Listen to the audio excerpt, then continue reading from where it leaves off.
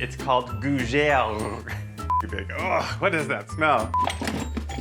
It's like a QVC for gay antique collectors. Hey everyone, welcome to the Amateur Gourmet Show. I'm your host, Adam Roberts, the Amateur Gourmet, and today we are making a French appetizer called Gougères, which are basically little French cheese puffs that you pop into the oven, and in 20 to 30 minutes you bring them out and they're hot and gooey and delicious. I can't even explain it, you just have to see it. So let's get started.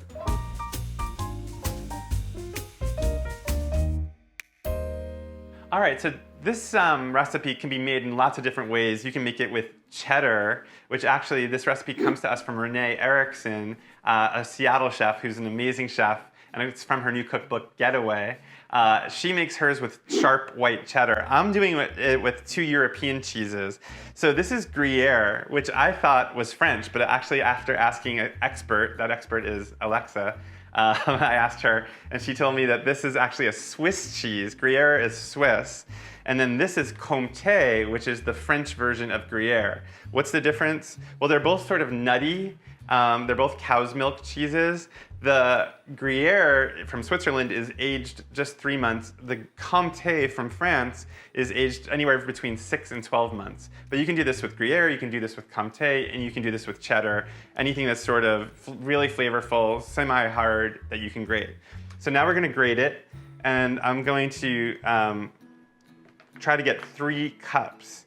And the idea here is we're going to make something called pâte choux. Pâte choux is basically flour that you cook with butter and milk until it gets a little toasty, then you work eggs into it. Okay, so we're gonna put a cup in here. And this is the Comté, so this is 2 cups. And then we're gonna do 1 more. All right, so this is our 3 cups of cheese. And the next step is to cook. So let's get started. So we're gonna make the pâte choux in this vintage Le Creuset. And basically we're gonna heat up milk, whole milk, and you have to use whole milk for this. That's very important.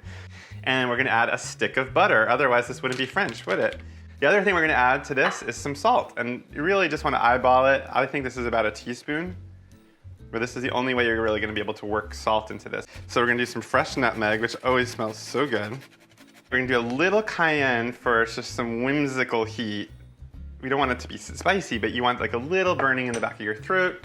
We're gonna do a little French mustard, as they say in France, moutarde. Fort means very strong. So we're gonna add some of this mustard. I did about like a tablespoon, I guess you could say. And the only other thing I could add here that I haven't added is black pepper, which I think will give it some more good flavor. Okay. And so what we're gonna do is, so it's starting to bubble, but we don't wanna add the flour yet because the butter's not melted. So we're gonna try to encourage the butter to melt. You can do it. Okay, so I think the butter is melted. I'm gonna turn the heat up all the way. And when I get bubbles on the outside, we're gonna add all of the flour. Now, traditionally, you would wanna do this in a wider pot. I'm doing it in this just because it's pretty. So you can decide if you wanna put looks over technique. All right, here we go. We're gonna add all the flour all at once. Make sure to get all the flour in there, and then we're gonna start stirring that. And we wanna get this to come together rather quickly into some kind of dough. So you can see the smoke a little, and that's just the flour toasting. Don't be afraid. And you really wanna work this a little bit for like at least 30 seconds just to get the flour cooked. It should be like Play-Doh, and it'll be kind of thick like Play-Doh, and I think we've achieved that. Okay, we're gonna transfer this to a larger bowl to cool before we add the eggs. There you go. That's your pâte choux base. Okay, so this is gonna be a French workout. We've had our previous workout videos where I've burned calories making something decadent, and now we're gonna do it with Gougères. So we need 4 eggs. I put them in these beautiful, another bowl that I bought on the internet. Sorry, I feel like this show is becoming more of like a shopping show. Okay, so we're gonna crack 4 eggs. Now, if you're confident, you can crack an egg directly into that. But if you get shell in there, you wanna work it in pretty quickly. So that's why I did it in this bowl. And so we're gonna now stir and work that in.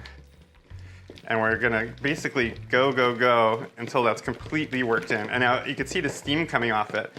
So that implies that it's still pretty hot. And maybe I didn't let it cool enough, but the only reason that that's an issue would be if the egg cooked. And if by moving it around a lot, you prevent that from happening. And as you add eggs, if you've ever made brownies at home, you'll know that when you add eggs to a batter, it makes it thicker. So you'll see with this workout video, with each progressive egg, it's going to get harder and harder to stir this. So here we go, egg number 2. So already, this is already becoming a stiff dough. So if you were worried earlier that my dough looked too loose, worry not, because we're adding another egg. Oh my goodness. Okay, and now look at that. Oh my God, that is a thick dough. So, one more egg. Okay, so look at that. That's really coming together. And now we're gonna add a cup of the cheese. So we're gonna add that mixture of cheese there. I'm gonna show you something that is totally a secret. Like, this is something I would do by myself in the kitchen that you maybe wouldn't see like a chef recommend to you. I'm gonna try this by itself just to see if it tastes good. It tastes good, but guess what? It definitely needs more salt. You need to add salt. And honestly, I don't taste enough of the other stuff either, so I'm gonna add more nutmeg. I'm gonna add a little more cayenne. Because if you go to all this trouble to cook and it doesn't taste amazing, then you've really wasted your time. So you really wanna work that in though. All right, so let's try that one more time. So much better. Wow. So these are our options here. This is a traditional Gougères size. This is about two tablespoons, I would say. This is about a 1/4 cup. I'm gonna make bigger ones today because I've never done that before. Let's take a scoop of dough. And an ice cream scoop is so helpful in the kitchen because you get evenly sized whatever you're making. I think what we're gonna do is we're gonna bake these, but then we're going to freeze the rest of the dough. Part 2, sprinkle the cheese on top. Now Renee says don't worry about the cheese hitting the board, that it just gets crispier. That is a lot of cheese, wow. Okay, so these, I mean, you can just tell these are gonna be delicious. So I've disabled my smoke detector. I have a feeling we're gonna get some smoke. And into the oven. So now we are going to freeze the rest, and we're going to make smaller ones to freeze because why not? Look how pitiful Winston looks. He looks like Oliver Twist. Like, please, I'm dying. I need some Gougères. I don't know how many we're gonna get out of this, but these will be so nice to have in the freezer for the next time company comes over. And all I have to do is just pop them in the oven until they puff up. And the baking time obviously changes based on the size. And the only real way to know the baking time is to watch the Gougères in the oven. And when they puff up and they start to brown, that's when you lower the heat. So I'm gonna sprinkle these with a little cheese too. Make sure that when you're freezing these, you really want the cheese that you're sprinkling to stick, because otherwise it's just gonna be wasted. So watch this. This is as hard as this is to freeze these. You ready? Get ready. This is gonna be very difficult to follow. All right. That's it. They just sit there until they're frozen, and then you put them in a freezer bag. And that's that. So I'm looking at this. I don't want to open the oven just yet because I don't want to let all the heat out. But if you kind of look in there, I can see that the cheese is starting to brown a lot. So I'm going to lower the temperature now to 300, which is what you're supposed to do after 15 minutes. But again, these are smaller, so I probably should have thought about that. In fact, I am going to rotate the sheet and let some of the heat out. I think that will help it a little. You have to monitor things while you cook. Like these look totally fine right now. But if you look at the cheese underneath, it's starting to get really dark brown. So you don't want that to burn. So you just have to react to it. So there we go. We've reacted. Everything is fine. It's been 7 minutes instead of 15 minutes, but that makes sense because they're smaller. And now we're just gonna wait. See? This is your moment of zen. Okay, so again, I'm watching this. I'm being a maestro of my oven.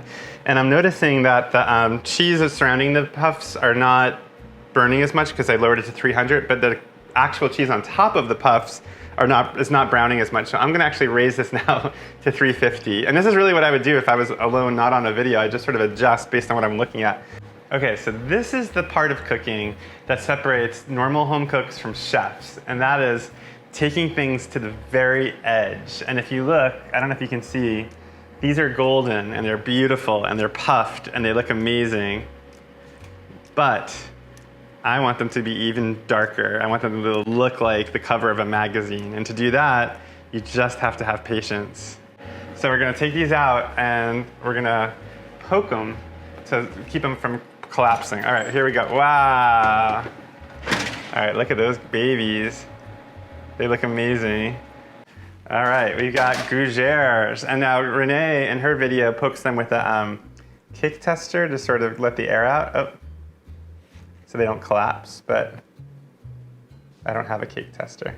What's so great about this is that you're getting 2 recipes in one with this sprinkled cheese because you're getting a Gougères, but you're also getting what the Italians call Frico, which is cooked cheese, caramelized cheese. So underneath the Gougère is a ring of caramelized cheese that is going to taste delicious. Can you imagine having these warm cheese puffs with the crispy cheese underneath and a cold glass of champagne or wine, sitting with your friends in the living room while listening to Edith Piaf being played on the piano by an incredibly handsome viral YouTube sensation? Well, now you can. Look at these. I wasn't expecting all the crispy cheese on the bottom, but I love it. All right, well, as you can see here, we've got some hot, delicious, cheesy French Gougères, and they are begging to be eaten warm out of the oven. So I'm gonna go eat these. Thank you for watching. If you enjoyed, be sure to subscribe to this channel, tell your friends, share it on Twitter, share it on Facebook. And if you wanna follow me, you can follow me on Instagram at Amateur Gourmet, or subscribe to my newsletter, amateurgourmet.substack.com. Au revoir. Mmm.